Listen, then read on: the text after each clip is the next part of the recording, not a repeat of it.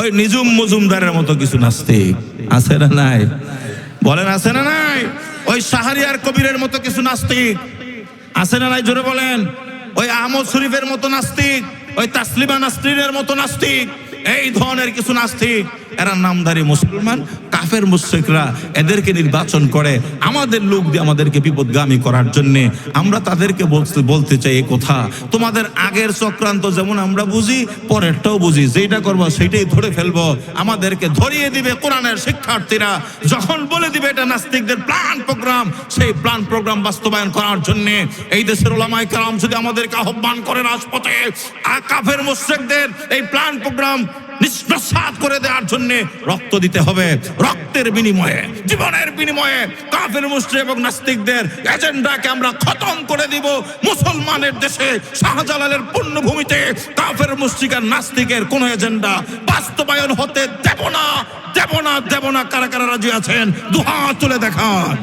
আমি যদি বাস্তবতা বলি তাহলে আপনাদের বুঝে আসবে। বলবো?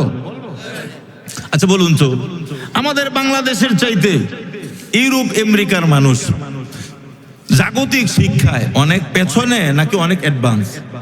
কি বলেন, অনেক পেছনে না অনেক অ্যাডভান্স?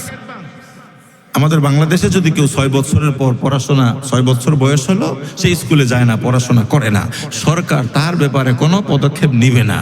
কিন্তু ওই সমস্ত উন্নত রাষ্ট্র ইউরোপ আমেরিকাতে যদি আপনার বাচ্চা 6 বছর পর স্কুলে না যায়, তাহলে সরকার নিজে তাকে নিয়ে পড়াশোনা করাবে। কথা বুঝতে পেরেছেন?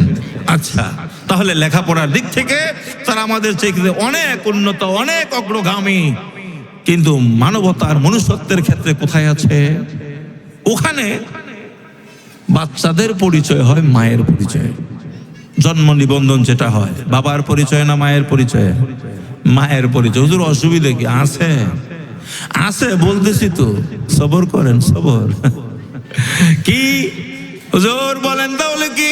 এবার তাহলে শুনেন সমস্যাটা কি। সমস্যাটা বলার আগে আমি একটা উদাহরণ দিব, বাস্তবতা বলবো, মনোযোগ দিবেন। অনেক সময় আপনাদের গ্রামের বাড়ির আশপাশে কুকুর বাচ্চা দেয়, দেয় কি দেয় না? সেখান থেকে মাঝে মধ্যে 2-1টা বাচ্চা ছোট ছোট পোলাপান পালতে নেয় কি নেয় না? এখন বলেন তো, এটা কি কুত্তার কাছ থেকে নেয় না কুত্তির কাছ থেকে নেয়? কুত্তার কুত্তি চিনেন না আপনারা? বাচ্চা কি কুত্তার কাছ থেকে নেয়, কুত্তির কাছ থেকে নেয়? কার পরিচয় নেয়? মায়ের পরিচয় নেয়। এরে ভাই, আমরা দেখি আমাদের দেশে কুত্তার পরিচয় হয় মায়ের পরিচয়। তার কারণ, কুত্তিরে যদি জিজ্ঞেস করেন, কুত্তিরে এই বাচ্চার বাবা কে? কুত্তি বলে আমি জানি না। কত জায়গায় গেলাম, কত কুত্তার সাথে আমি মেলামেশা করলাম, কোন কুত্তার কারণে যে পেটে বাচ্চা বেসেছে আমি কেমন করে বলবো?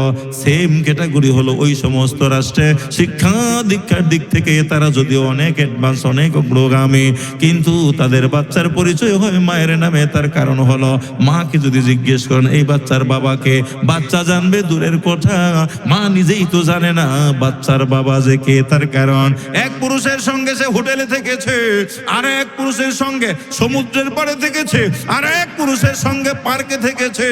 কোন জায়গায় যে বাচ্চা পয়দা হয়েছে বাচ্চা জানবে দূরের কথা, বাচ্চার মাও জানে না। আমাদের দেশে কুত্তার বাচ্চা যেমন করে জন্ম হয়, ওই সমস্ত দেশে মানুষের বাচ্চা তেমন করে জন্ম হয়। কথা বলেন ঠিক কিনা? মুহতারাম হাজরিন, এজন্য বললাম কোরআনের শিক্ষা মানুষকে মানুষ বানায়। কোরআনের শিক্ষা থেকে যখন কেউ দূরে থাকবে, তখন সে যতটুকু দূরে থাকবে ততটুকু পশুতে পরিণত হবে। পরিপূর্ণ কোরআনের শিক্ষা থেকে দূরে চলে গেলে পরিপূর্ণরূপে সে পশুতে পরিণত হয়ে যাবে। মুহতারাম হাজরিন, এখানেই শেষ নয়। এই যে যারা কোরআনের শিক্ষায় শিক্ষিত, তারা যেমনি ভাবে মানবতা, মনুষ্যত্বকে নিজেরা ধারণ করে, লালন করে, কিন্তু যারা কোরআনের শিক্ষা গ্রহণ করতে পারে নাই আমাদের দেশে, এরাও, এই যে আপনারা এখানে এসেছেন, আপনারা তো মাদ্রাসায় পড়েন নাই, কিন্তু আপনারাও তো মানবতার, মনুষ্যত্বের উপর থাকার চেষ্টা করেন। এটা কেন? এটা হলো আপনারা কোরআনের টাচে থাকার কারণে। সুবহানাল্লাহ বলেন। কিসের কারণে? কোরআনের টাচে থাকার কারণে। সেটা কেমন?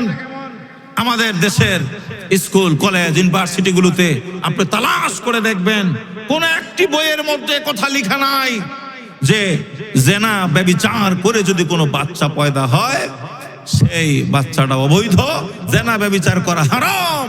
এই কথা একদম প্রাইমারি লেভেল থেকে নিয়ে শুরু করে একদম ইউনিভার্সিটি পর্যন্ত প্রত্যেকটা বইয়ের সিলেবাস আপনি তন্ন তন্ন করে খুঁজে দেখেন কোথায় লেখা আছে এই কথা যে জেনা ব্যভিচার করা হারাম করা যাবে না। আছে কোথাও? কিন্তু এই কথাটা আছে কোথায়? কোরআনে। আপনি তো কোরআন পড়েন নাই, কোরআন তো আপনি পড়েন নাই। কিন্তু যদিও কোরআন পড়েন নাই, যারা কোরআন পড়েছে আপনি তাদের কাছে যান, তাদের ছায়ার মধ্যে থাকেন, তাদের টাচে থাকেন, তাদের কথা শোনেন। কথা বলুন ঠিক না বেঠিক? শুক্রবার মসজিদে চলে আসেন, যারা কোরআন শিখেছে তাদের কাছ থেকে কিছু কথা শোনার জন্য। তাফসীর মাহফিলে চলে আসেন, যারা কোরআন শিখেছে তাদের কিছু কথা শোনার জন্য। মাদ্রাসা মসজিদ, এখানে কোরআন শিক্ষা দেওয়া হয়। আল্লাহ আপনাকে সম্পদ দিয়েছে, আপনার কষ্টের সম্পদগুলোকে আপনি ওয়াকাতরে মাদ্রাসা মসজিদে দান করছেন। এমন মুসলমান আছে না নাই? জোরে বলেন আছে না নাই? কেউ কোরআনের শিক্ষায় শিক্ষিত হয়ে মানবতা এবং মনুষ্যত্বের উপর আছে, আর কেউ কোরআনের শিক্ষাকে ভালোবেসে কোরআনের শিক্ষার্থীদেরকে আপন করে নিয়ে কোরআনের আলেমদের টাচে থেকে তারা মানবতা এবং মনুষ্যত্বের উপর আছে। আমাদের পৃথিবীতে আসাটাও হয়েছে মানুষের মতো, যাওয়াটাও হবে মানুষের মতো। আর যারা পৃথিবীতে এসেছে কুত্তার মতো, যাবেও কুত্তার মতো। কথা বলেন ঠিক কিনা? কিন্তু তারা চেষ্টা করে আমাদের দেশে, গরিব দেশ, এটা উন্নত দেশ, এত উন্নত দেশের মানুষ হইয়া তারা আছে কুত্তার মতো, আর আমরা এত গরিব দেশ, আমাদের জন্ম হয় মানুষের মতো। এটা তাদের কাছে ভালো লাগে না। হ্যাঁ, এজন্য তাদের চেষ্টা আমাদের দেশও কেমন করে এই মুসলমানকে কুত্তার মতো দুনিয়াতে বাচ্চা জন্ম দেওয়ানো যায় আর কুত্তার মতো দুনিয়া থেকে বিদায় করা যায়। জোরে কোন নাউজুবিল্লাহ। এই কাফের মুশরিকদের এই এজেন্ডাকে আপনারা বাস্তবায়ন হতে দিবেন? কি বলেন, দিবেন? যতদিন পর্যন্ত এই বাংলাদেশে মাদ্রাসা থাকবে, আলেম ওলামা থাকবে, বাংলাদেশের মুসলমান যতদিন পর্যন্ত শুক্রবার মসজিদে এসে উলামায়ে কেরামের জবান থেকে ছোট্ট মাসুম বাচ্চার মতো বসে বসে বয়ান শুনবে। উনি বাহিরে অনেক বড় সরকারি কর্মকর্তা, অনেক বড় নেতা, উনি বাহিরে অনেক সম্পদশালী শিল্পপতি, কিন্তু আমরা দেখতে পাই বাস্তব চিত্র, এমন বড় বড় উচ্চ শিক্ষায় শিক্ষিত মানুষগুলো শুক্রবার দিন হাঁটু গেড়ে ছোট বাচ্চার মতো বসে বসে আল্লাহর কোরআনের কথা শুনে নিজেকে সঁপে দেয় আল্লাহর কোরআনের কথার কাছে, উলামায়ে কেরামের কাছে। কথা বলুন ঠিক কিনা? সুতরাং নাস্তিক মুরতাদদেরকে আমরা বার্তা দিতে চাই, বাংলার জমিনে তাদের এজেন্ডা কোনোদিন তারা বাস্তবায়ন করতে পারে নাই, এখনো পারবে না, ভবিষ্যতেও পারবে না। কথা বলুন ঠিক কিনা? কিন্তু তারা সরাসরি আসে না, তারা সরাসরি না এসে কিছু এজেন্ট তৈরি করে, এজেন্ট। তখন তারা জানে আমরা যদি সরাসরি গিয়ে বলি এইটা করো, এইটা করো, এইটা করো, তারা করবে না, কালার ধরবে থাবা দিয়ে, তুই কাফের, তোর কথা কেন মানবো? এই জন্য মুসলমানদের মধ্য থেকে কিছু নাস্তিক মুরতাদদেরকে তারা নির্বাচিত করে। ওই নিজুম মজুমদারের মতো কিছু নাস্তিক আছে না নাই? বলেন আছে না নাই? ওই শাহরিয়ার কবিরের মতো কিছু নাস্তিক আছে না নাই? জোরে বলেন। ওই আহমদ শরীফের মতো নাস্তিক, ওই তাসলিমা নাসরিনের মতো নাস্তিক, এই ধরনের কিছু নাস্তিক, এরা নামধারী মুসলমান, কাফের মুশরিকরা এদেরকে নির্বাচন করে আমাদের লোক দিয়ে আমাদেরকে বিপদগামী করার জন্য।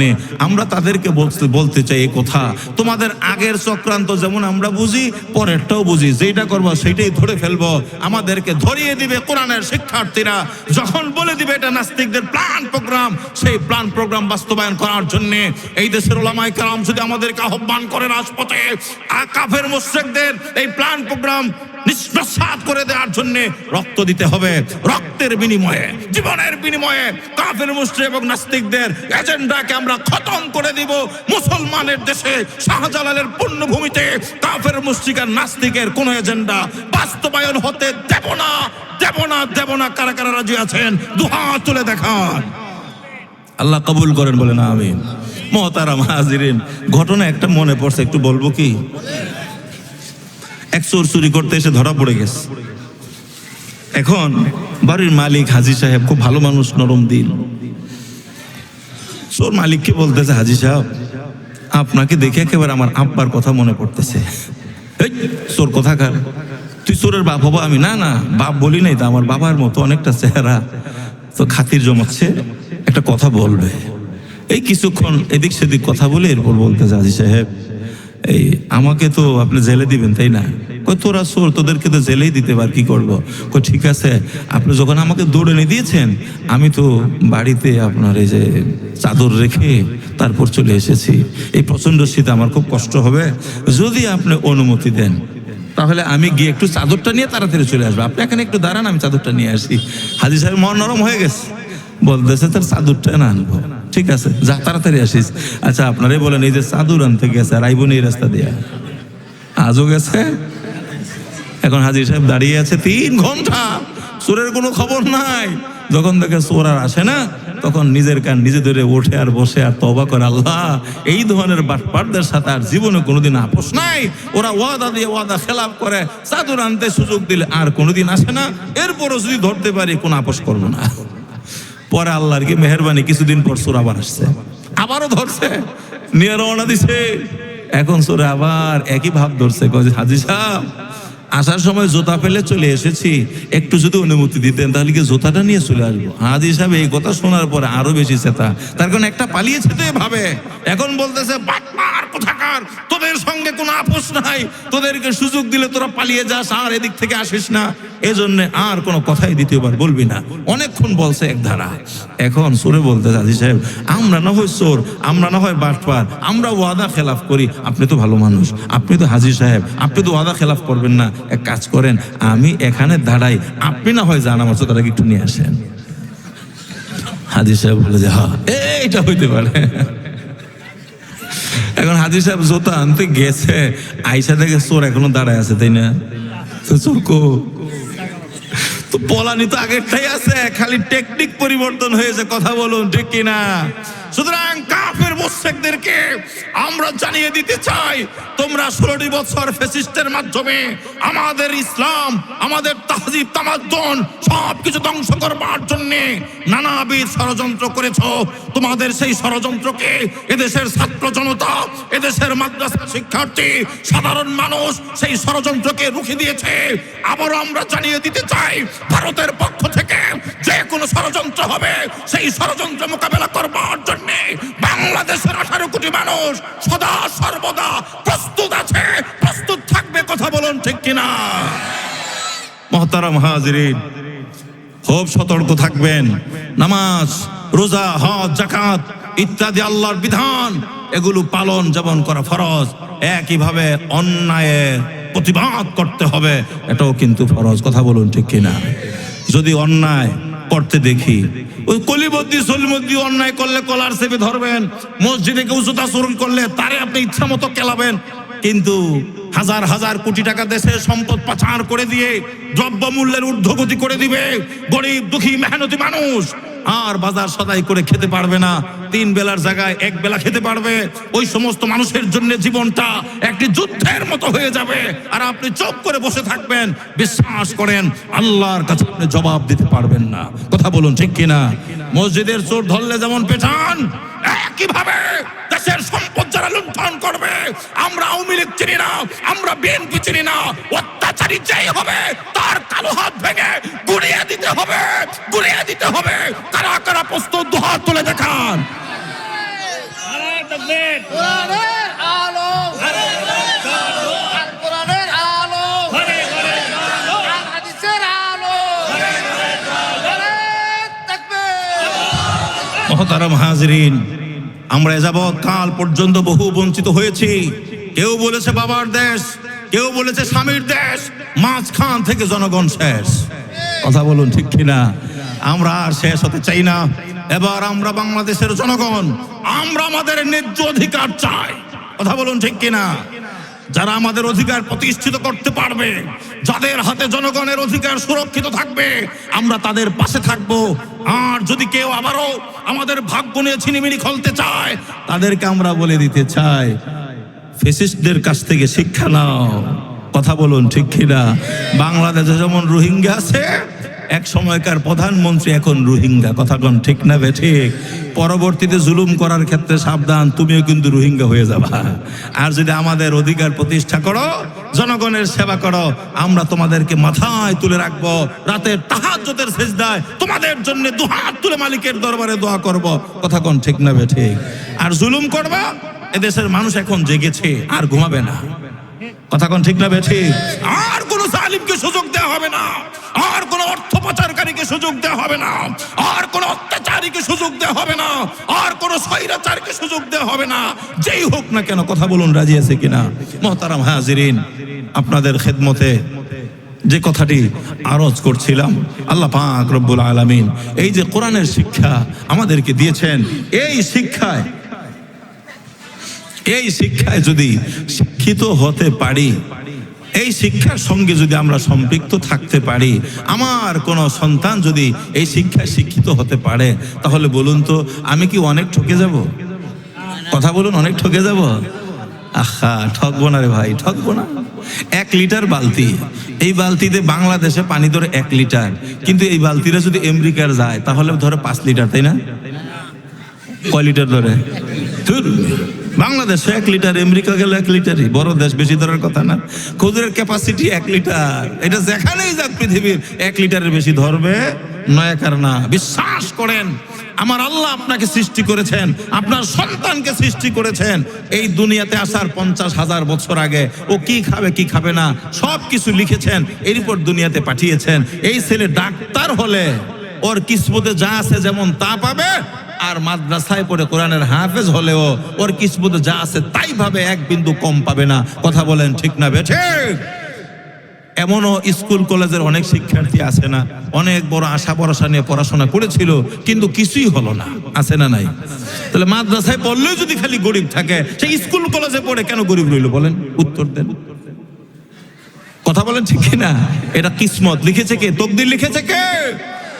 আমানতু বিল্লাহি ওয়া মালাইকাতিহি ওয়া কুতুবিহি ওয়া রুসুলিহি ওয়াল কদরি খাইরিহি ওয়া শাররিহি মিনাল্লাহি তাআলা। এই তাকদীরের ভালো মন্দর উপর আমরা ঈমান এনেছি, এই জন্য আমরা মুসলমান। যা কিছু হয় বলেন কার পক্ষ থেকে হয়? আল্লাহর পক্ষ থেকে হয়। এই জন্য মুসলমান ভাইরা রে আমার, আমরা নিয়ত করি সন্তানগুলোকে মাদ্রাসায় দিব। আমার সন্তান থাকবে, আর যদি সন্তানকে মাদ্রাসায় না দেয়, এই সন্তান হতে পারে আমার শত্রুতে পরিণত হয়ে যাবে। জোরে কোন নাউজুবিল্লাহ। অনেক উচ্চ শিক্ষিত করার পর সন্তান মা বাবার খেদমত করে না, বৃদ্ধ বয়সে বৃদ্ধাশ্রমে রেখে চলে আসে না নাই? সে তো দুনিয়াটা দেখলেন, আখিরাতে কি করবে জানেন? আল্লাহর সামনে গিয়ে বলবে, রব্বানা আতিহিম দিফাইনি মিনাল আযাব ওয়ালআনহুম লানান কাবীরা। আল্লাহ মা বাবা আমার দুনিয়ার জমিনে আমার দুনিয়ার ভরণ পোষণ কাপড় চোপড় সব কিছুর ব্যবস্থা করেছে, কিন্তু জাহান্নাম থেকে বাঁচতে হবে, আপনার কথা মানতে হবে, রাসূলুল্লাহর তরিকায় চলতে হবে, শিখায় নাই। এই জন্য আজকে আমি জাহান্নামে যাই। আল্লাহ আমারে যদি 1 গুণ আযাব দেন, আমার আব্বারে আমার মারে এর চাইতে দ্বিগুণ আযাব দিবেন। জোরে কোন নাউজুবিল্লাহ। কিরে ভাই, তোমার সন্তান তোমার বিরুদ্ধে কথা বলে, এটা কি সন্তান না শত্রু? এই শত্রু নিজে নিজে হয়েছে না আপনার হাতে বানিয়েছেন? আপনার হাতে বানিয়েছেন। আর একটু আগে হাফেজেরটা বললাম, হাফেজ মা বাবার বিরুদ্ধে বলবে না হাফেজের কারণে মা বাবাকে আল্লাহ নূরের তাজ পরাবে? সিদ্ধান্ত আপনার। শত্রু করে যাবেন নাকি আপনার সন্তানকে সন্তান করে কবরে যাবেন? নিয়ত আছে না ইনশাআল্লাহ আমাদের সন্তানদেরকে আমরা মাদ্রাসায় দিব? আল্লাহ কবুল করেন, বলেন আমিন। এই কোরআনের প্রতিষ্ঠানে সহযোগিতা করব, রাজি আছি তো? নবীজি বলেন, আল কোরআন হুজ্জাতুন লাকা ওয়া আলাইক। কোরআন হয়তো সুপারিশ করবে অথবা তোমার বিরুদ্ধে মামলা করবে। কোরআনের সুপারিশ স্থান কে কে হাত তোলেন? সবাই। আল্লাহ কবুল করেন, বলেন আমিন।